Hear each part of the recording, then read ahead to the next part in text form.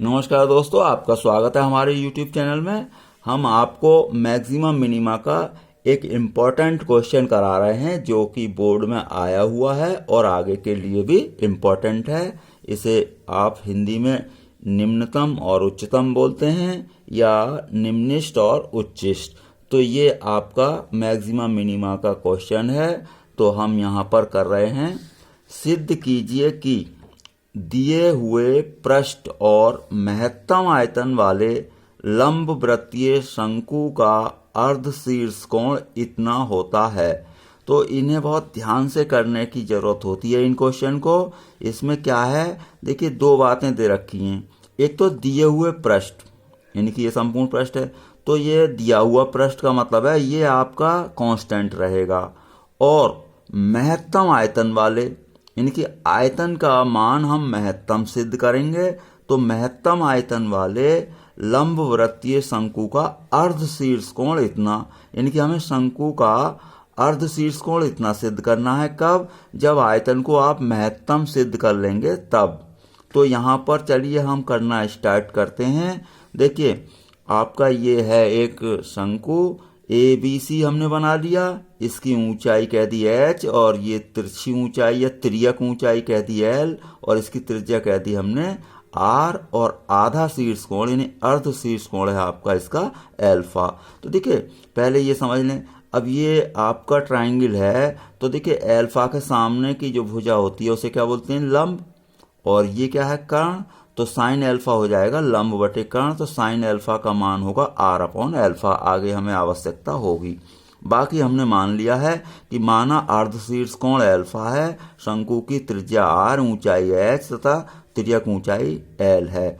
इसमें एक रिलेशन होता है, आपने 10th क्लास में पढ़ा है। क्या होता है? l square equal h square plus r square. ये इसे समीकरण नंबर 1 बना दें। अब हमें जो शंकु का पृष्ठ दिया है वो भी लिख दें, S equals to pi r और ब्रैकेट में L प्लस आर। ये है शंकु का संपूर्ण पृष्ठ। तो ये समीकरण नंबर 2 हो गई। हमें क्या चाहिए? आयतन। तो आयतन शंकु का क्या होता है? B equals to 1/3 pi r square H। अब देखिए मुझे यहाँ से इसमें दो चर राशियाँ हैं r और h, मुझे पूरी समीकरण एक चर राशि में बनानी होगी। तो यहाँ पर क्या करें कि यहाँ से हम h स्क्वायर की वैल्यू ला सकते हैं, लेकिन यहाँ पर h स्क्वायर नहीं है तो मैं इसे वर्ग कर लेता हूँ। तो अब इसे वर्ग करेंगे तो पाई स्क्वायर अपॉन 9 हो जाएगा, r की पावर 4 हो जाएगा और h स्क्वायर हो जाएगा। अब यहाँ से कहाँ से? समीकरण 1 से आप क्या करेंगे? h स्क्वायर की वैल्यू रखेंगे कितनी? l square minus r square. तो ये मैंने h स्क्वायर की वैल्यू रख दी है यहाँ पर। अब उसके बाद क्या करेंगे आप? अभी दो चर राशियाँ फिर भी रह गई, क्योंकि एक तो ये तिरछी ऊंचाई और एक है r। अब ये जो दूसरी समीकरण है इसमें से हमें l की वैल्यू निकालनी है। कैसे भाई? पहले तो s के अपॉन में पाई r चला जाएगा। मैं यहाँ बताता हूँ, s के अपॉन में क्या आएगा? पाई r। अब क्या बचेगा इधर? l plus r। अब r को इधर ले जाएं तो क्या बनेगा? s अपॉन पाई r और माइनस r। तो l के प्लेस पर ये रख देंगे हम यहाँ पर। तो l के प्लेस पर यानी कि l के स्थान पर ये रख दिया s upon pi r minus का r और इसका होल स्क्वायर है तो पूरा होल स्क्वायर कर दिया है, यानी कि l का मान हमने यहाँ पर रख दिया है। अब ये a माइनस बी का होल स्क्वायर का फॉर्मूला खोल दिया है हमने। तो a स्क्वायर यानी कि s square pi square r square plus r square और माइनस का 2ab, इन दोनों की मल्टीप्लाई करेंगे तो r कैंसिल हो जाएगा। 2ab का 2 यहाँ पर आ जाएगा 2s अपॉन पाई। अब देखिए ये प्लस r स्क्वायर है और ये माइनस r स्क्वायर, तो ये कैंसिल हो जाएगा। अब क्या बचेगा? s square upon pi square r square minus 2s upon pi. अब देखिए बाहर तो ये चल ही रहा है। अब क्या करेंगे हम? पाई स्क्वायर r की पावर 4 से मल्टीप्लाई कर देंगे अंदर। तो जब इसे मल्टीप्लाई करेंगे तो पाई स्क्वायर तो कैंसिल हो जाएगा पूरा और एक r स्क्वायर से इसकी 2 पावर कम हो जाएंगी। तो ये आ जाएगा आपका s स्क्वायर r की पावर 2 यानी कि r स्क्वायर माइनस अब पाई स्क्वायर R4 की इससे भी मल्टीप्लाई करेंगे। देखिए मैं यहाँ पर करके दिखा देता हूँ। ये s अपॉन यानी 2s अपॉन पाई से, तो देखिए एक पाई कैंसिल हो जाएगा, तो क्या बचेगा 2 पाई और s, 2s पाई और r की पावर 4 ये बच जाएगा। ये हमारा फंक्शन हो चुका है। तो ऐसे क्वेश्चन में हमें फंक्शन पहले बनाना पड़ता है। अब उसके बाद बाकी प्रक्रिया वही रहेगी, क्या डिफरेंशिएट करेंगे, क्योंकि अब ये पूरा एक चर राशि में बन चुका है। अब आप कहेंगे एस क्या था, उसने दिया था, क्या लिखा था, दिए हुए पृष्ठ, तो पृष्ठ दिया हुआ है तो ये हमारा एस कांस्टेंट माना जाता है। जो हमें दे रखा होगा, चाहे आयतन दे रखा हो, पृष्ठ दे रखा हो, तो वो उसे क्या मानेंगे हम, कांस्टेंट। तो इससे हमें कोई मतलब नहीं है, हमें आर के रेस्पेक्ट में डिफरेंशिएट करना है। तो देखिए आर के रेस्पेक्ट में अगर डिफरेंशिएट करेंगे, differentiating with respect to r, कैसे, इसे आप 2 पावर ना समझें, क्योंकि ये तो हमने अपनी वजह से क्या कर लिया था, वर्क कर लिया था। तो इसे आप ऐसे समझें जैसे आपका 1 पावर है, यानी कि y है या fx है, तो इसको ऐसे ही रहने देंगे।